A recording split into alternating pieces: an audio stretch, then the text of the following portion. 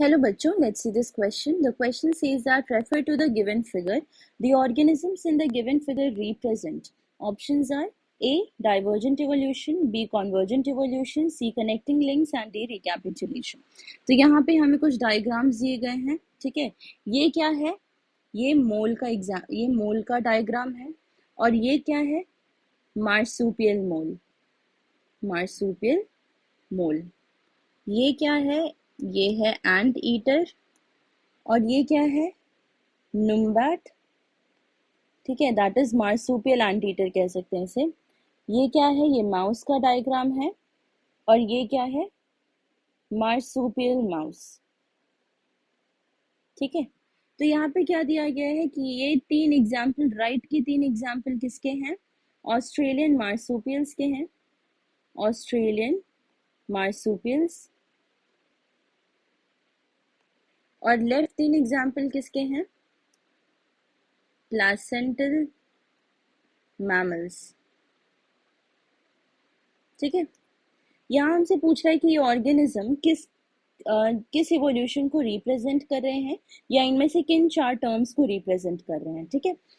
तो Australian marsupials के साथ क्या है, इनके साथ क्या है कि, और प्लासेंटल मैमल्स के भी साथ, कि इनका ओरिजिन जो है वो सेम है।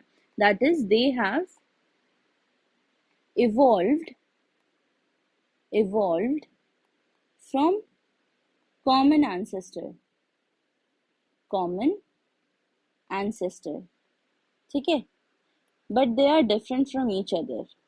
They are different from each other and they have evolved within the particular geographical area.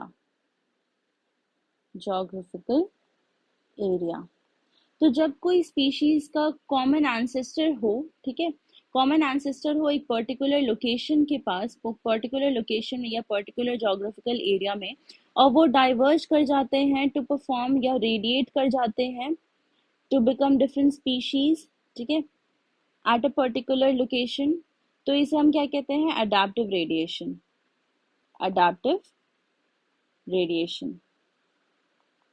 ठीक है। इसे हम क्या कहते हैं? Adaptive radiation. और जब अडैप्टिव रेडिएशन एक पर्टिकुलर लोकेशन में ज्यादा हो, दैट इज वन और मोर adaptive radiations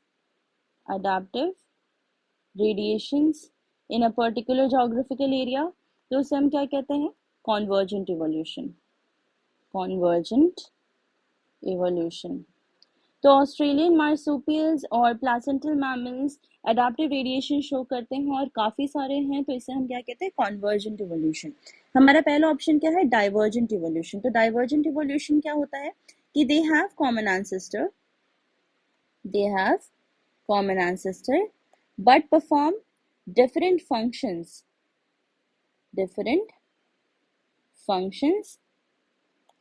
not in a particular geographical area, ठीक है। जैसे अडाप्टिव रेडिएशन के केस में क्या है कि with in a particular geographical area होना चाहिए।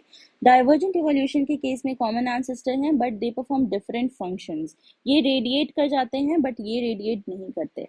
तो हमारा पहला ऑप्शन तो गलत होगा क्योंकि ये इसका एग्जाम्पल नहीं है।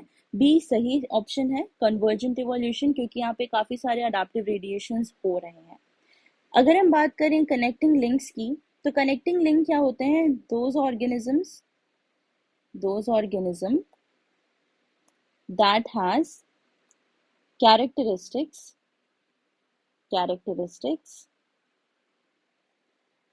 Of two different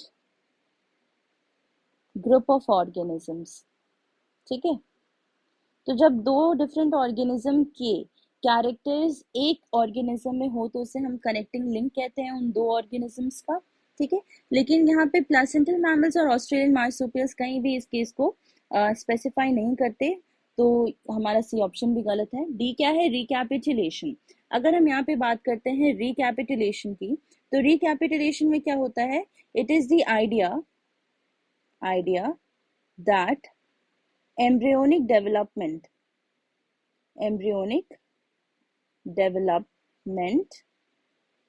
repeats one of the ancestors. मतलब इसे हम रिकैपिटुलेशन कहते हैं। मतलब क्या हुआ कि एम्ब्रियोनिक डेवलपमेंट के टाइम पे एक एंसेस्टरिक स्टेज में, एम्ब्रियोनिक डेवलपमेंट में एम्ब्रियो जो है एक एंसेस्टरिक स्टेज में, एक एंसेस्टरिक डेवलपमेंट में रिपीट होता है। लेकिन यहाँ पे ऑस्ट्रेलियन मार्सुपियल्स और प्लासेंटल मैमल्स कोई भी यहाँ पे रिपीट नहीं हो रहे, तो हमारा डी ऑप्शन भी गलत है। हमारा करेक्ट ऑप्शन क्या है? B, that is convergent evolution. Hope you understood the concept. All the best, thank you.